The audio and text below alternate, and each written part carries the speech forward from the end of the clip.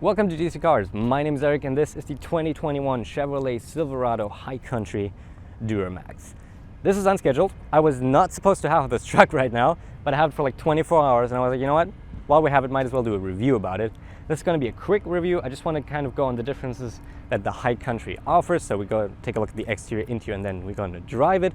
Planning on keeping this shorter than 10 minutes, but if you want to have a bit more of an in-depth review of this generation Silverado, make sure to click in the top right-hand corner because we reviewed the Chevrolet Silverado RST not too long ago. That was with the 6.2 liter V8. This is, like I said, the Duramax 3 liter turbo diesel. Starting off with the exterior, you notice there's a lot of chrome, like really a lot of chrome. The whole grille pretty much. Then we have the bumper here, grille, like even our tow hooks are chromed. Then we have 22-inch wheels, chrome. I think they look pretty good.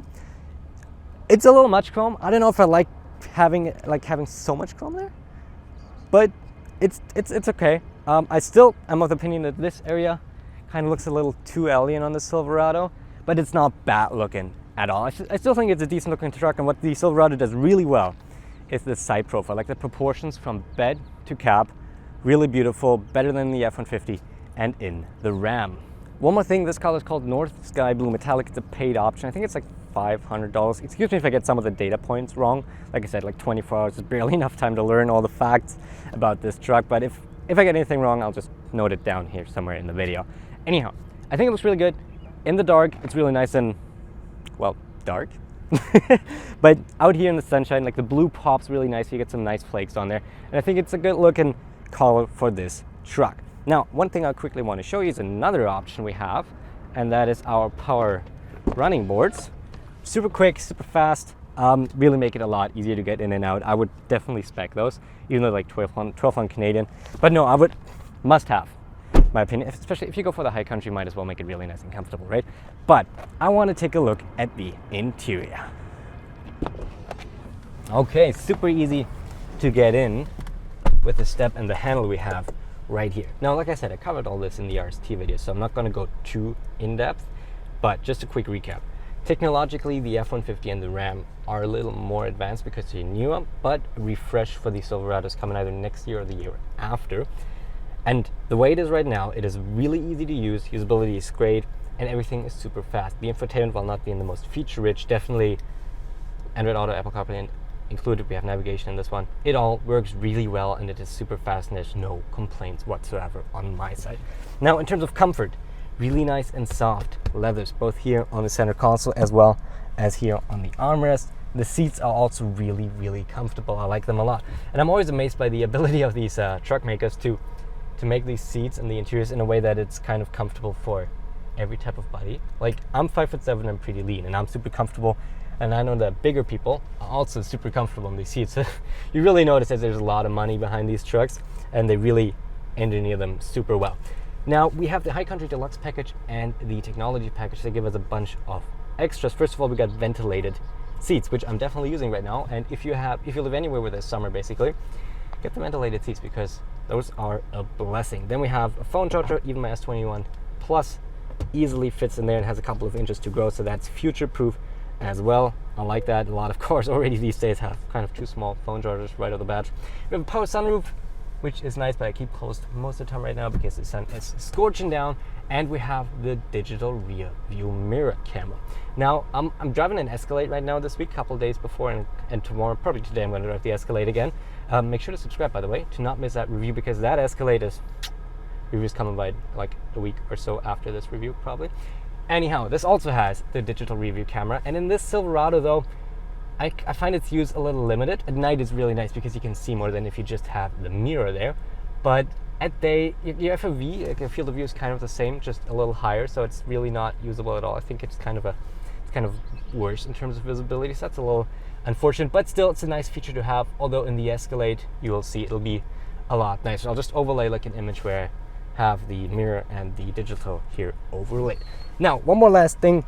We have like this faux wood, which is just plastic with a bit of a texture on it, like not even texture, just like graphics on it. I think that's pretty tacky. I don't even think that looks really that good, but hey, if you like it, you like it. Bose sound system though, pretty decent. It's good. It definitely makes music very enjoyable, and I don't have any complaint whatsoever. let's get out on the road and see how this high country Duramax drives.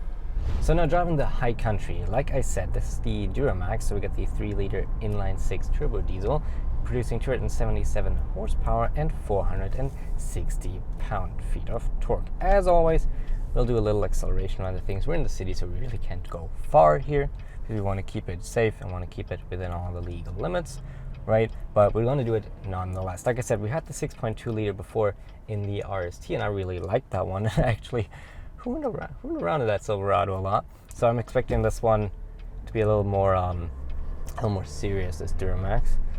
Let's see. Just gotta wait for that one pedestrian and go. And as you can see,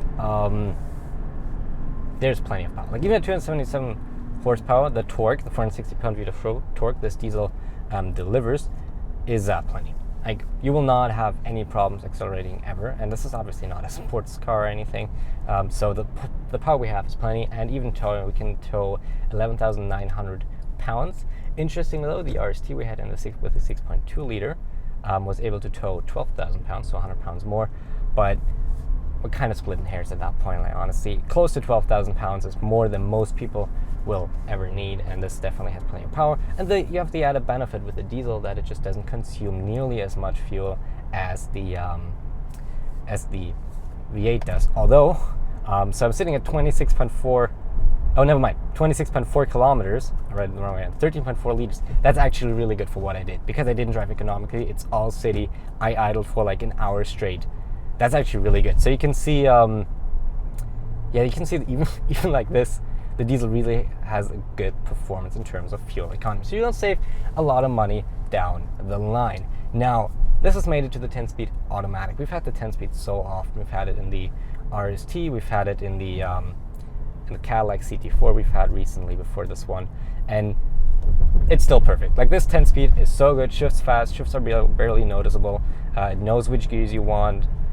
It's really good. Like this 10-speed is good. Okay, so there's only one more thing I want to talk about in regards to this high country, and that is the suspension and ride quality. So we have the adaptive suspension package, or something like that it's called. Basically, it adapts the suspension, kind of like the name says, actually. And the thing about it is, like, if you go with bumps, big or small, like the jarring shocks that go through, you know, it's like if you drive over anything that's like uneven pavement, really get absorbed super well. It is very nice and comfortable in here. But I find that the suspension is struggling a little with the weight of this truck. Something like that, because it struggles to keep it balanced. Sometimes, like, especially if you drive over roads where there's a lot of trucks, right? And you have like this rhythmic bumps every maybe 20 yards, just goes up and down and up and down and up and down. Just kind of, you get thrown around a lot, and it never settles. It doesn't feel settled, this truck, often. Is it very comfortable around the city? Yes. Is it probably very comfortable if you drive on a regular country road? Maybe yes. I just find it that sometimes it kind of can't keep up with what it's supposed to do with its task. But keep in mind, while I was talking about that, I've only had this truck for 24 hours. I just got out of an Escalade. I still think my assessment is fair, and the suspension isn't perfect in this, but it's not bad in any way. And it's probably just a thing of getting used to how the suspension here works. Like I said, it is really comfortable pretty much at all times. It's just you kind of have to get used to to the movement that this truck sometimes throws at you. While I was driving today, didn't notice a single thing. It was just one road I drove on yesterday where I was like, okay, it doesn't cope that well with this scenario. But with that being said, you can just not option that adaptive suspension package, because I felt like the RST suspension just was a little better. And also the Escalade while it's the same platform, it has an independent rear suspension. This still does not have the independent rear suspension. It should be coming with the refresh. But yeah, like I said, just don't option the adaptive package, and you have the suspension that I like more in the RST. Should be the same one. So just what I said. But like I said, this is comfortable. The RST suspension wasn't as comfortable. Just kind of was a little better at coping with the weight. Now, talked about the stuff I wanted to talk about in terms of driving this Silverado. So now let's go back and send it to the final thoughts. Okay, final thoughts on this 2021 Chevrolet Silverado 1500 High Country Duramax. Pretty long name, but at $83,828 Canadian US dollar price right here, somewhere at direct conversion.